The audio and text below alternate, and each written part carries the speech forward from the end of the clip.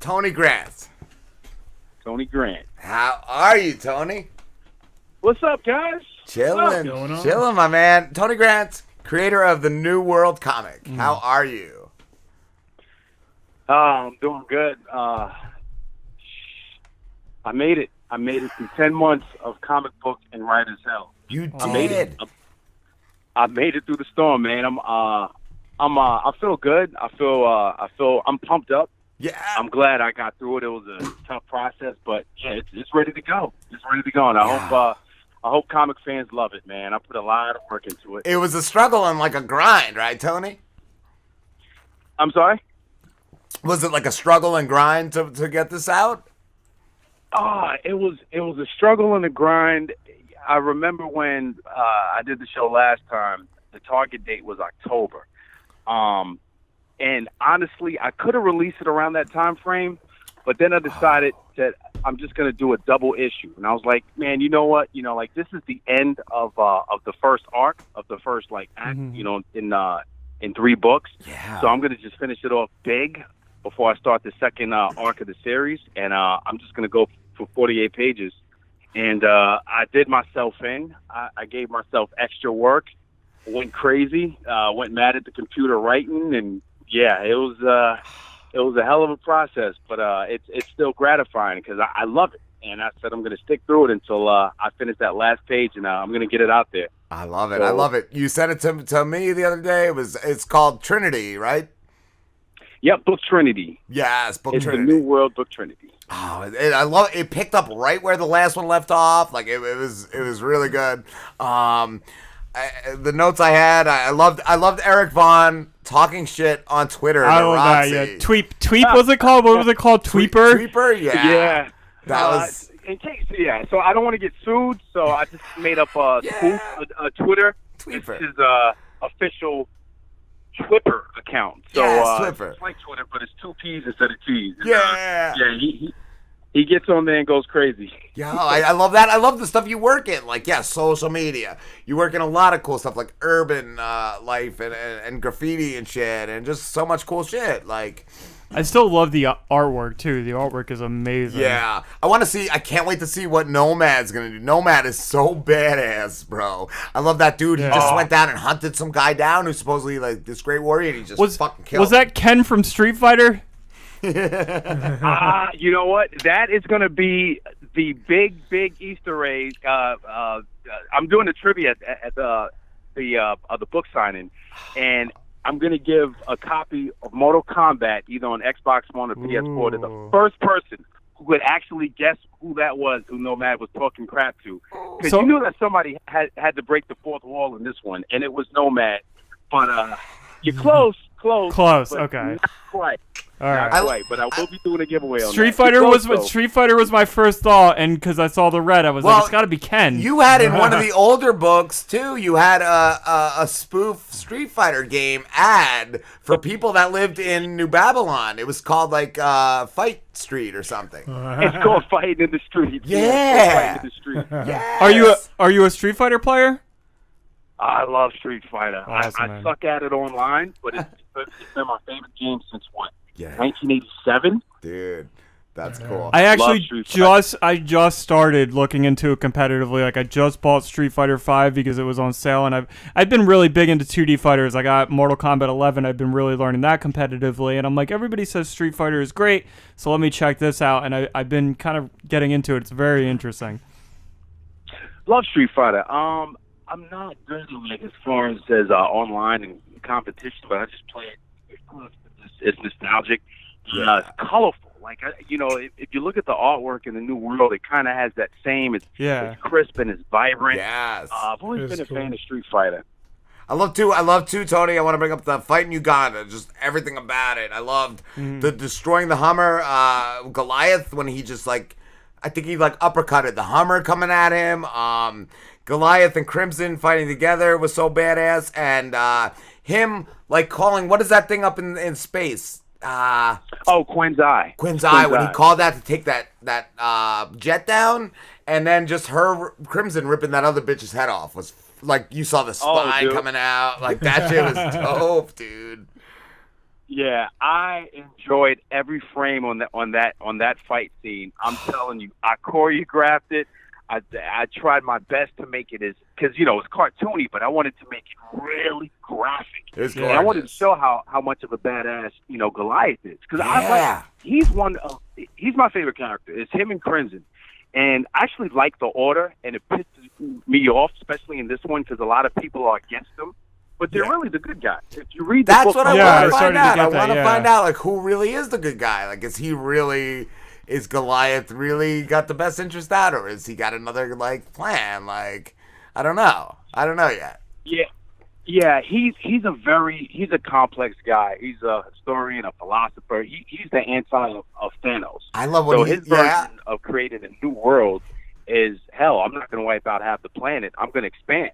I'm gonna, but I'm the gatekeeper of everlasting life. So if you want perfect life and to live forever, because he thinks he's basically a god. Yeah, you got to have that barcode, that microchip, so I could control you and watch all of your thoughts. Because you'll see he's been through a lot of shit, and you'll see as the story how it progresses. Yeah, why he's doing what he's doing and how he came in his position of power. Him and Nomad. I love their story arc because they're so alike and so different. It's freaking it's symphony how it breaks down as the issues go. Nice. And I just loved him decomposing at the end of that one scene. And I want to ask, who was that character that presented herself or himself to them, to Goliath and Crimson when they were leaving? Oh, that's my favorite part. Okay, so I'm dropping all spoilers. I don't care. It's book. So the person who reveals herself, and Goliath, he sensed it. He just couldn't see because she basically had tore him, inside out. But he says something. He's talking to the Prime Minister of Uganda, and he suddenly blurts out, "There's an atmosphere. There's a hole in the atmosphere, or the atmosphere is burning."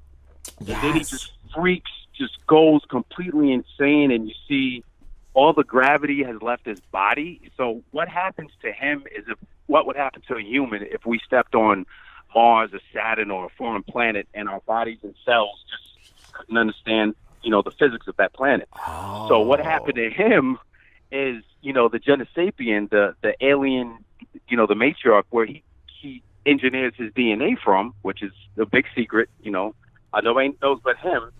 She comes down and is like, "Look, man, you think you're playing some big tough guy. You think you're a god, but you're stealing our genetics to do all this stuff that you're doing." Yes. And she's done that before, and it will show as the story progresses.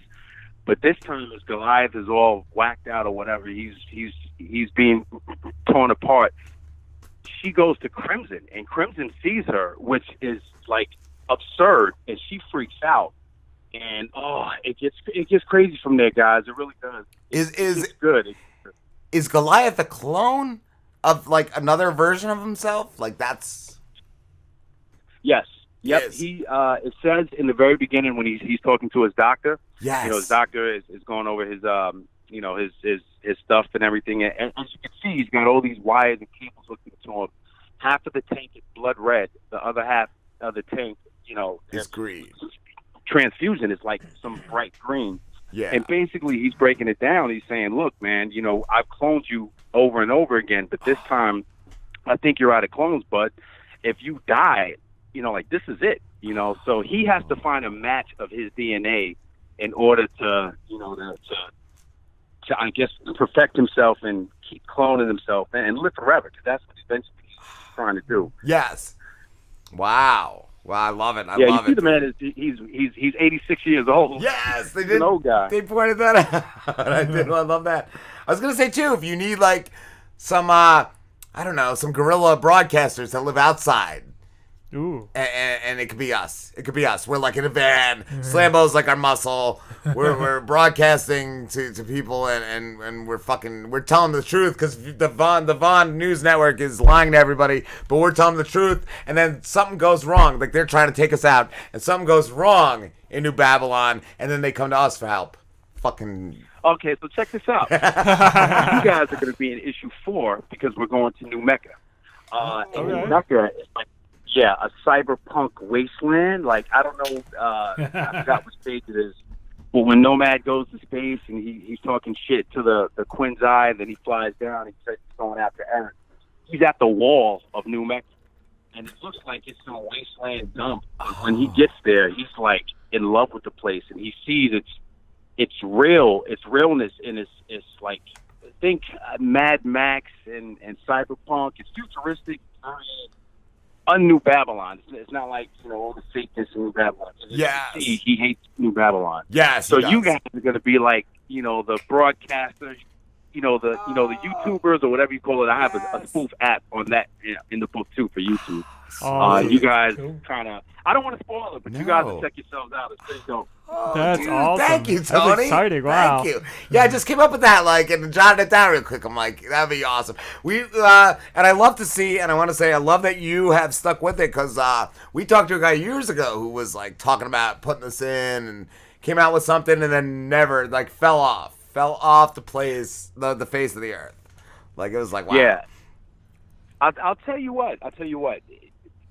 Being a if you're in the comic book business and you're a self-publisher, it's hard. It's gotta be hard ass grind. But the only reason why I won't stop, I'll never stop. One, I got a story to tell.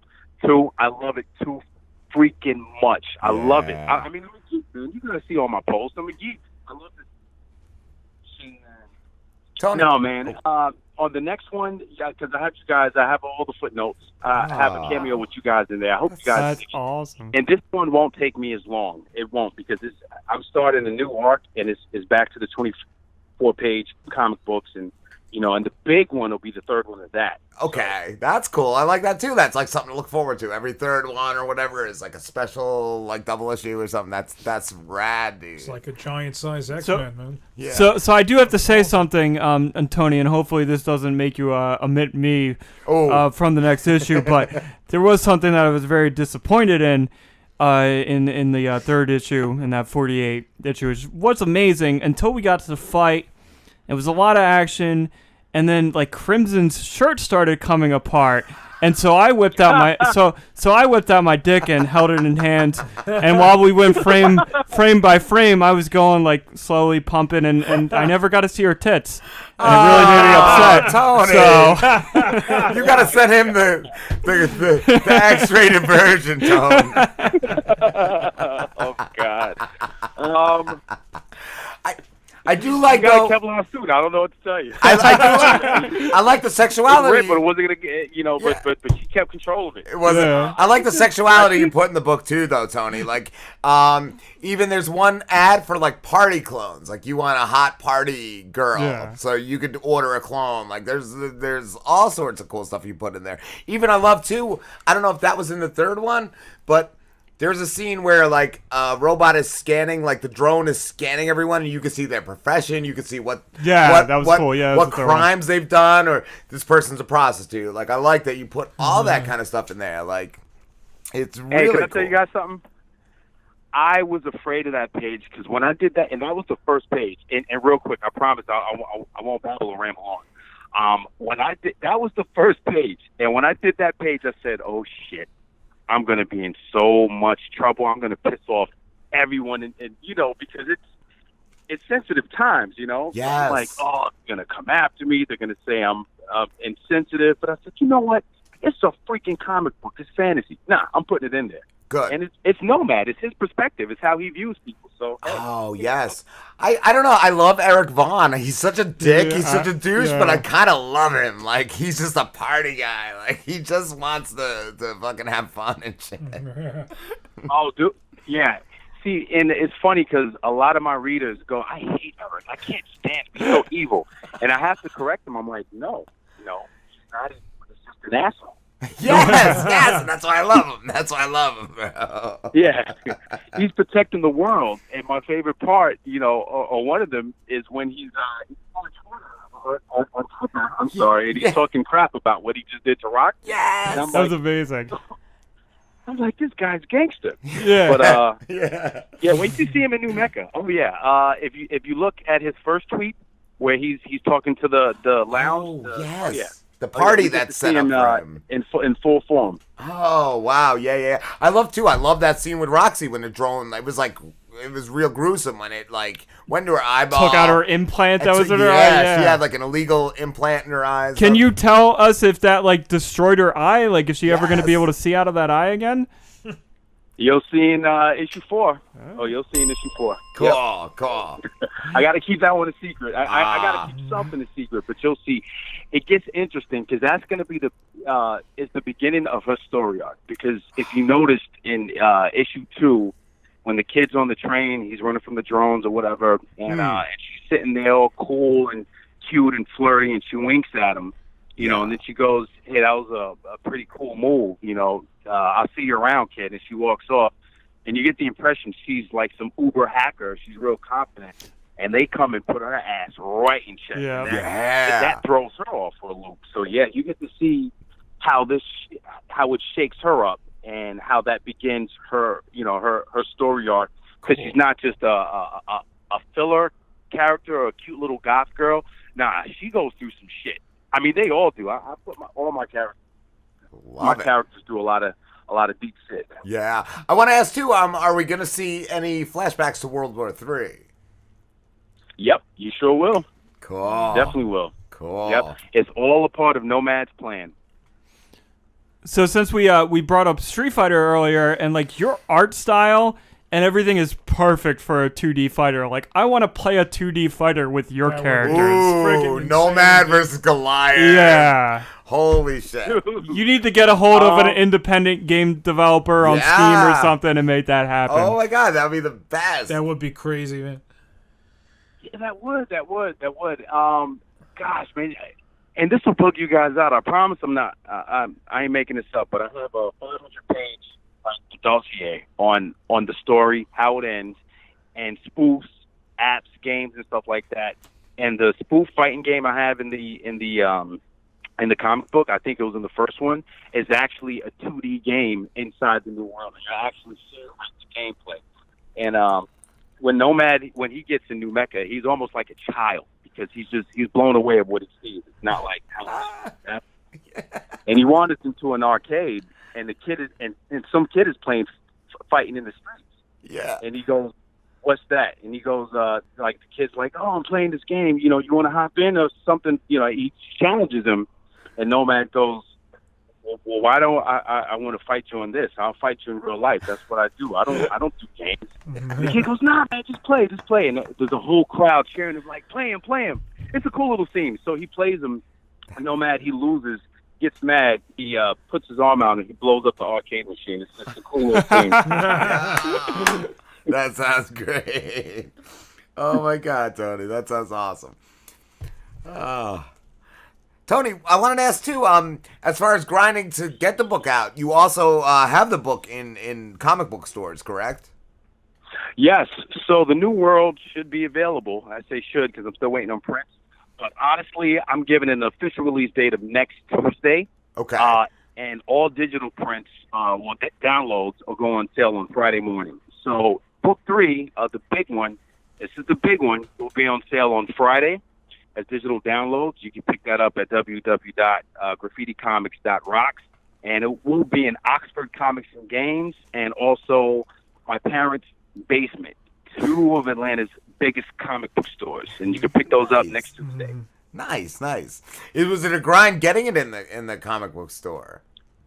No, you know what? The hardest part is getting the work done.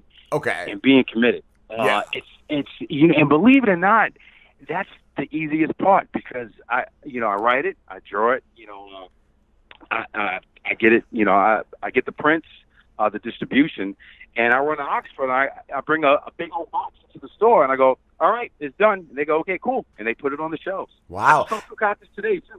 How has it sold the previous issues? Has it gotten good good sales or good reviews? Yeah, it's gotten great reviews. I put them up on Webtoon, which is like a comic book site for indie artists.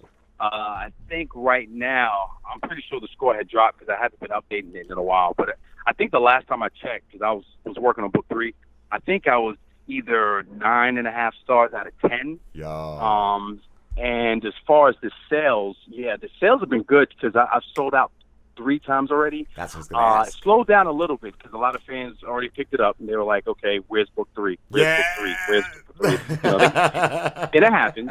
It happens. But now that book 3 is about to come out, they're going to Oxford and they're picking up issue 1, and it's so good as I got that buzz again, and it just feels great, man. I'm geeking out. Cool. And I want to say too, I was so happy to see not too long ago that you're a big Transformers fan, like G1, and that's my jam, bro. That is what I love. Oh yeah, baby. G1 for life. Yeah, a lot of the influences in G1 is in that book. Actually, there's a couple of things I did a nod to in this one as well. From the old movie. I'm talking about the 1986 film. Yes, you got the power, bro. You got the touch. I was just listening to that soundtrack, man. Don't listen. Stan Bush is the man. Yo, I didn't realize they were let me like. ask you guys a question. Oh, yes. So, I know it's a lot of book to process. It's a lot of comic books. So I'm not going to pick your brain on too much, and I know our time on the show is limited. But overall, what did you think of the story itself? Where would you like to see it go, advance it? Because, I care for critique, and I'm open to it, and I want to make sure I please the fans. So if there's anything, like, what would you like to see, what less, or what would you recommend? Do you want to go first, or you want me to go first? It doesn't matter. There's a lot I'd like to see. There's like so much. Like I said, World War III I want to see. I want to see much more Nomad. I want to see that thing in the sky. I want to see what that thing is. And I want to see that alien thing. Like those people that Goliath. Cool. Goliath got his DNA or whatever from. That's awesome. That's awesome. Personally, I love what we're seeing of Goliath, because originally you thought he was kind of this tyrant. And then when he goes to Uganda, you're like, no, this guy is a hero. He just has his own brand of what he thinks a perfect world is. And I really like that, where you can't say this dude is evil. And that arc is very interesting to me.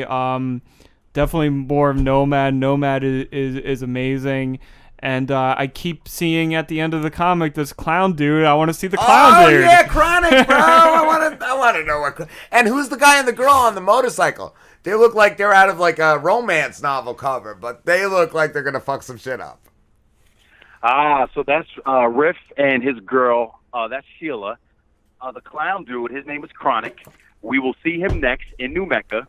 He's actually a security guard at the nightclub, the strip club that Eric Vaughn is currently he's patronizing. Cool. It's gonna go down, and you know who's going there to get Eric. So put 2 and 2 together. It's gonna get bloody.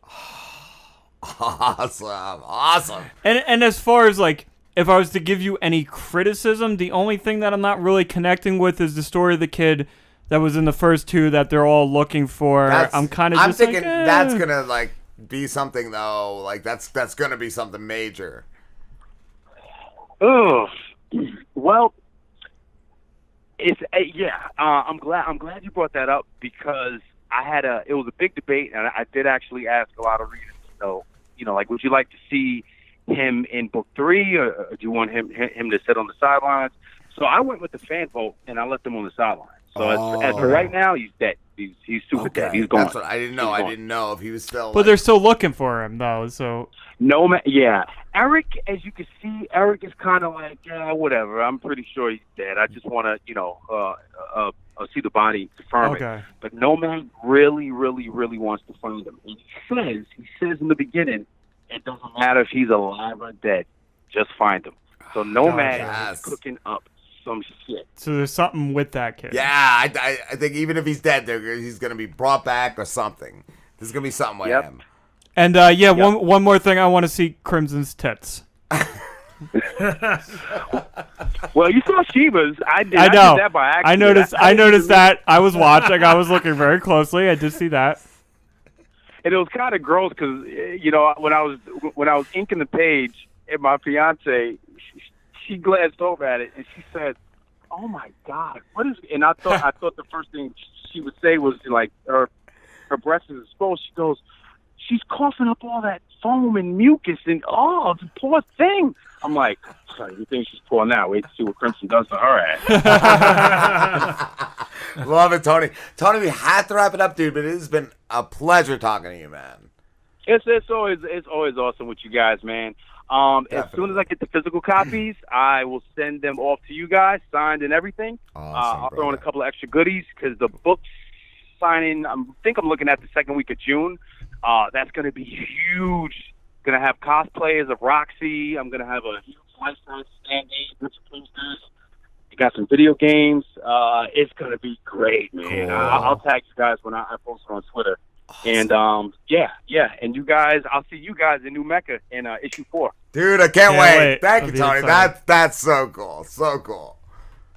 Of course, guys. Always a blast being on. I love chatting with you guys. It gives me a chance to geek out, and it feels good after writing this thing for 10 months because I'm pretty sure everyone's like, he ain't going to finish that. He ain't going to finish it. I finished it, and it's good. Go check it out. It's great.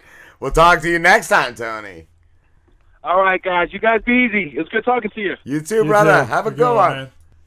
Man. Did you text Uncle Pimpin? I did. Okay. I like 5 minutes ago.